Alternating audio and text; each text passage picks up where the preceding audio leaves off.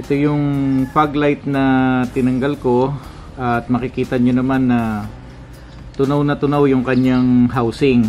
Tapos pati itong lens niya dahil sa plastic, tunaw na rin.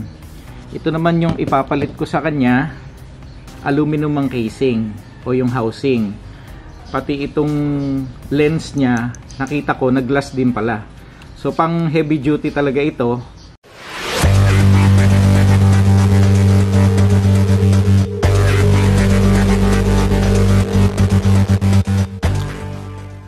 Magandang araw mga kaibigan, welcome back to the channel, and para sa video natin ngayon, share ko lang po sa inyo yung na-experience ko dito sa Wigo. Kasi last week, ginamit namin yung sasakyan, medyo malayo yung pinuntahan namin, inabot na kami ng gabi. So pagdating namin sa subdivision, parang napapansin namin may amoy sunog. Pagdating naman namin dito sa bahay, actually si Mrs. yung unang nakapansin kasi paglabas niya ng sasakyan, nakita niya na may umuusok sa ilalim ng ng bumper. Ako naman, ang initial reaction ko, syempre pinatay ko yung makina, binuksan ko yung hood. Yung usok nanggagaling doon sa fog light. So nung siliping ko, nakita ko nga na yung fog light niya ay natunaw. So sa tingin ko, natunaw yon sa sobrang init ng bulb. Ginawa ko, pinasok ko sa garahe yung sasakyan, pinatay ko yung makina, yung mga ilaw, at para makasigurado, tinanggal ko na rin yung terminal ng battery. And then the next morning, binaklas ko yung isang fog light na ito yon para ma-verify ko kung ano ba talagang nangyari. Kung ito lang ba yung nasunog o kung meron ba naging problema dun sa wiring. So fortunately, okay naman yung wiring niya, walang problema. So nag-search ako online at itong brand na ito ang nakita ko. So yung link pala nito ay ilalagay ko na lang din sa description box. Ito yung fog light na tinanggal ko at makikita nyo naman na tunaw yung kanyang housing.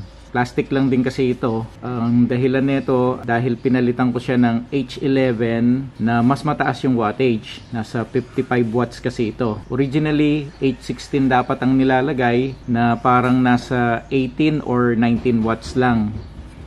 Tapos pati itong lens niya dahil sa plastic, tunaw na rin. Ito naman yung ipapalit ko sa kanya. Napili ko ito kasi unang-una, sa description niya, aluminum ang casing o yung housing. Tapos originally, ang nakalagay talaga ay H11, 55 watts. Pati itong lens niya, nakita ko, nag-glass din pala. So pang heavy duty talaga ito. Naisip ko, sa ngayon, gagamitin ko muna itong original bulb niya. Tapos gagawa pa uli ako ng isang separate video kung saan itutuloy ko na yung pag-upgrade ng mga ilaw ng Wigo ko sa LED. Unang-una yung headlight, tapos pati na rin itong fog lights. May kasama na rin siyang ba tawag dito, yung garnish doon sa harapan kasi nga yung original garnish ko roon may mga tama na at nabasag na rin yung kanyang clip. So ngayon, tamang-tama, mapapalitan ko na siya ng bago. Ang kasama pa nga nito sa box, okay, so dito nakalagay yung mga fog lights na housing. Tapos may kasama siyang switch.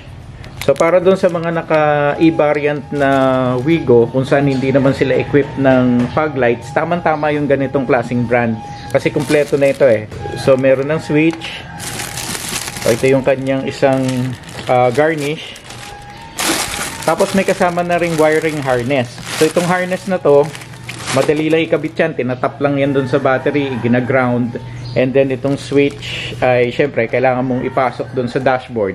Na ito naman ay para talaga sa Toyota, so exact fit yung kanyang switch na ito. Pero para sa akin, hindi ko gagamitin yung mga yan. Ang gagamitin ko lang itong mga fog lights at itong mga garnish. So ngayon, samahan nyo ako, kabit na natin dito sa Toyota Wigo.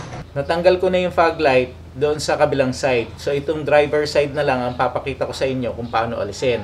Meron lang dalawang clip o pin na tatanggalin kayo dito at saka dito. Pero itong sa akin kasi nawala na yung pin para dito eh. So ito na lang, isa na ito. Tapos dito sa loob merong isa dito at isa dito sa itaas na ito. At ganun din Meron din tayong tatanggaling clip dito sa ilalim. Bali, isa rito at isa naman dito.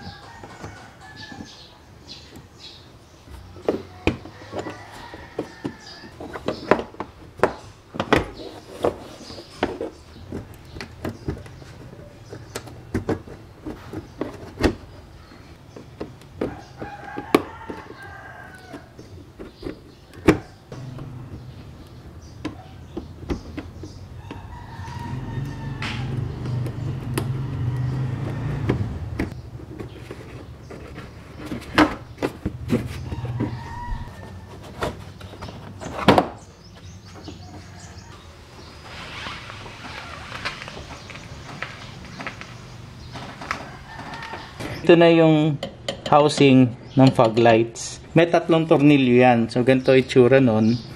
Merong isa dito, dito, at saka dito.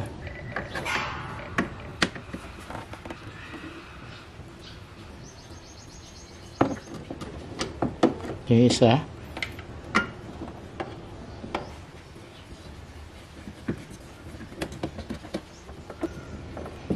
Pangalawa.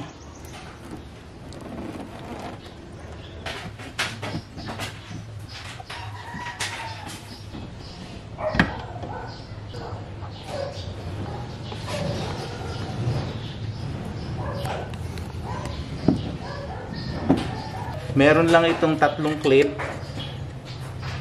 Kailangan nyo lang i-push palabas.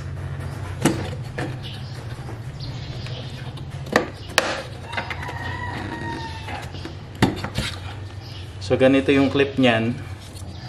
Pupush nyo lang to. Ito. At saka ito. So parehas na parehas yung nabili ko.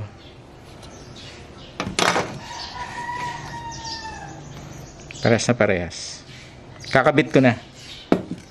So pag kinabit nyo naman, may indicator yan kung left or right. So katulad nito, left siya. So dito siya sa driver side. Balik ko lang uli yung tinanggal kong tornilyo.